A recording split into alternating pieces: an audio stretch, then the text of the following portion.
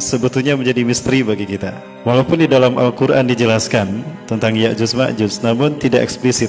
Ya'juj Ma'juj yang diceritakan di dalam Al-Quran itu ada dalam dua hal. Yang pertama, Ya'juj Ma'juj yang muncul di zaman Zulkarnain. Yang kedua, Ya'juj Ma'juj yang disebutkan Allah di dalam surat Al-Anbiya itu menyebar ke semua pelosok bumi dan bercampur baur dengan ras manusia yang ada. Artinya, dalam pembahasan ini Al-Quran menyajikan Ya'juj Ma'juj ini manusia biasa seperti kita. Dulu saya pernah berpikiran Ya'juj Ma'juj ini alien.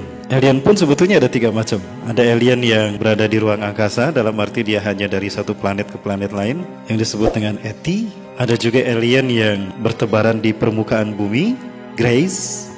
Ada juga alien yang di bawah permukaan bumi, Extraterrestrial Biological Entities atau EBI. Nah, dari tiga jenis alien ini yang cenderung sama dengan perilaku Ya'juj dan Ma'juj adalah EBI, Extraterrestrial Biological Entities, yaitu alien yang berada di bawah permukaan bumi. Mereka berada di dalam dan dia cenderung sangat sensitif dengan sinar matahari, tapi perilakunya kanibal. Namun keterangan ini ternyata belum terbukti secara empiris, dalam arti secara nyata, karena banyak buku-buku fiksi yang justru bercerita tentang EBI. Nah, siapakah sebetulnya Ya'juj Ma'juj, Bapak Ibu hormati Allah?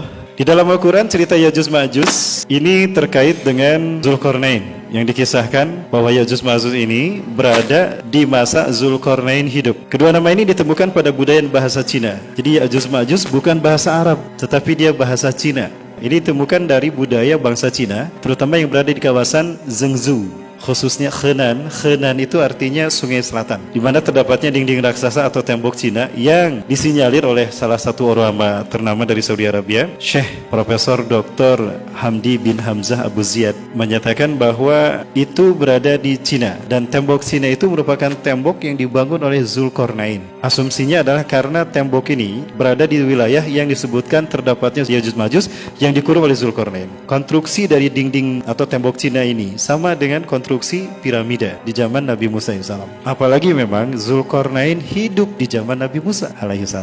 Siapakah Ya'juj Ma'juj ini dan apakah arti Ya'juj Ma'juj? Kedua nama ini ditemukan pada budaya dan bahasa Cina. Ya artinya Asia, Jou benua atau bangsa. Jadi Jou itu diambil ke dalam bahasa Arab. Bahasa Arab tidak pernah menempatkan satu nama di mana ada huruf waw sukun di akhirnya, maka selalu ditambah dengan huruf mati, maksudnya huruf yang bisa berharokat tapi disukunkan. Maka ditambahlah dengan huruf jim. Maka kata Ya'juj berubah ketika diambil oleh bahasa Arab menjadi Ya'juj. Yang mana kalau kita lihat, kita uraikan, Ya'juj ini terdiri dari dua kata, Ya dan Jo. Ya artinya Asia, Jo bangsa. Jadi Ya'juj adalah bangsa Asia. Kemudian yang kedua, ada kata Ma'juj. Ini juga sama terdiri dari dua kata, sehingga Ma'juj ini merupakan satu frase. Jadi Ma' adalah pasukan berkuda, Jou bangsa. Diambil ke dalam bahasa Arab menjadi Ma'juj, artinya bangsa yang berkuda. Nah, kalau digabungkan kata Ya'juj dan Ma'juj, kita menemukan arti bahwa mereka adalah bangsa yang berkuda yang berasal dari Asia. Itu definisi Ya'juj dan Ma'juj. Ya, definisi ini Bapak Ibu bisa temukan di dalam buku Ya'juj Ma'juj akan muncul dari Asia, karya Syekh Profesor Dr. Hamdi bin Hamzah Abu Ziyad, ya, dari Saudi Arabia. Sepertinya beliau masih hidup, ya, karena saya lihat buku yang beliau keluarkan, kitab yang beliau keluarkan yang merupakan hasil dari penelitian beliau sendiri dari negeri matahari terbenam sampai negeri matahari terbit. Beliau melakukan penelitian sendiri dengan dana sendiri, didampingi oleh istrinya. Penemuan yang beliau lakukan ini menurut saya sangat representatif untuk kita membahas tentang siapa itu Ya'juj Ma'juj. Baik, berangkat dari kisah zaman dulu Ya'juj Ma'juj.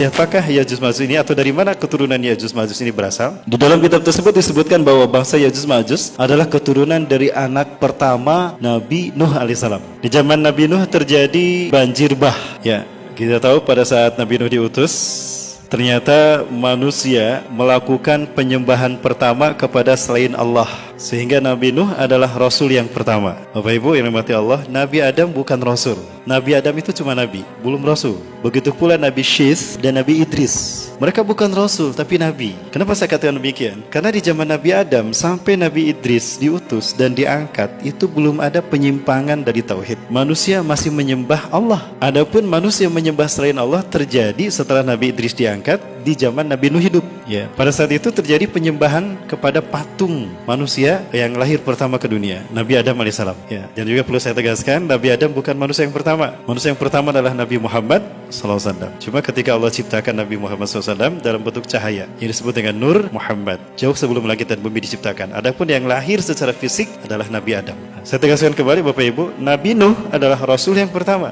Karena di zamannya lah terjadi penyimpangan manusia dari Tauhid. Manusia menyembah berhala atau patung yang dibuat oleh Bani Kabilah. Dan itu adalah patung Nabi Adam sendiri.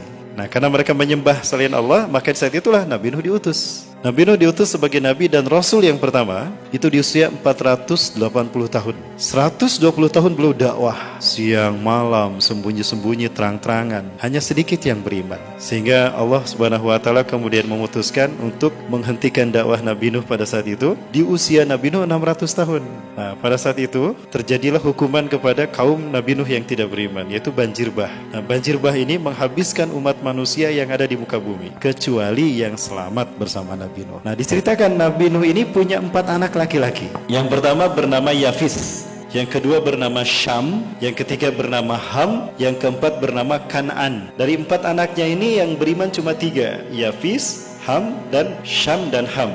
Kan'an tidak beriman, maka dia termasuk yang ditenggelamkan Allah dalam banjir bah tadi. Sehingga keturunan Nabi Nuh didapatkan dari 3 anaknya laki-laki ini, Yafis, Syam, dan Ham. Setelah banjir reda, Nabi Nuh alaihissalam dan kaumnya terdampar di Turki Utara. Nah, Bapak Ibu kalau kita lihat, terdampar di Turki Utara, Nabi Nuh terdampar di sekitar sini. Nah, maka setelah terdampar, semua umatnya turun, maka di saat itulah terjadi peradaban hidup yang baru. Itu di saat itu Nabi Nuh usianya 600 tahun. Istri yang pertama termasuk yang tidak beriman, termasuk yang ditenggelamkan Allah, sehingga Nabi Nuh kemudian menikah lagi. Tidak saya baca kisah Nabi Nuh berikutnya setelah menikah lagi. Namun yang diceritakan kemudian, Yafis, putra tertua dari Nabi Nuh, mengembara ke atas sehingga melahirkan Eropa dan melahirkan Turki, Gos, Kemak, dan Al-Khazar.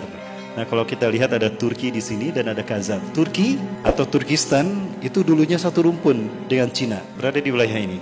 Nah, jadi ini kemungkinan berasal dari putranya Yafis. Nah, kemudian Syam dia turun ke sini, tinggallah di Syam. Ini adalah wilayah Syam yang melahirkan 4 negara dan melahirkan bangsa Arab. Ada Palestina, Jordan, Suriah, Libanon. Itu Syam, pecah menjadi 4. Dan juga melahirkan bangsa Arab. Itu dari keturunan yang kedua. Dan keturunan yang ketiga, Ham, dari anak yang ketiga, itu melahirkan Mesir dan Afrika, Libya. Semuanya adalah lahir dari Ham. Nah, itu 3 putra Nabi Nuh alaihissalam. Kan'an tidak punya keturunan karena mati tenggelam dalam keadaan kafir. Nah, dari Yafis yang melahirkan bangsa ini, itu lahir anak yang bernama Maguth. Nah, Maguth inilah yang melahirkan keturunan. Di antara keturunan Maguth ini ada bangsa yang berperilaku biadab, berperilaku kejam, pembantai, melakukan kerusakan di muka bumi. Ya, saking biadabnya, kehancuran mereka itu dijadikan sebagai satuan kerusakan di muka bumi. Jadi Bapak Ibu rahmati Allah, Ya'juj Ma'juj lahir dari keturunan Yafis, yaitu dari putranya yang bernama Maguth. Ya, Maguth. Nah, Maguth ini melahirkan Ya'juj dan Ma'juj. Mereka lah yang kita kenali dari sejarah sebagai bangsa yang kemudian melahirkan bangsa Mongolia. Ada bangsa Tartar yang membantai kaum muslimin sampai ke dinasti Abbasiyah. Walaupun pada akhirnya dari tokoh-tokoh hebat mereka seperti Timur Leng, Genghis Khan, dan yang lain itu masuk Islam. Ya.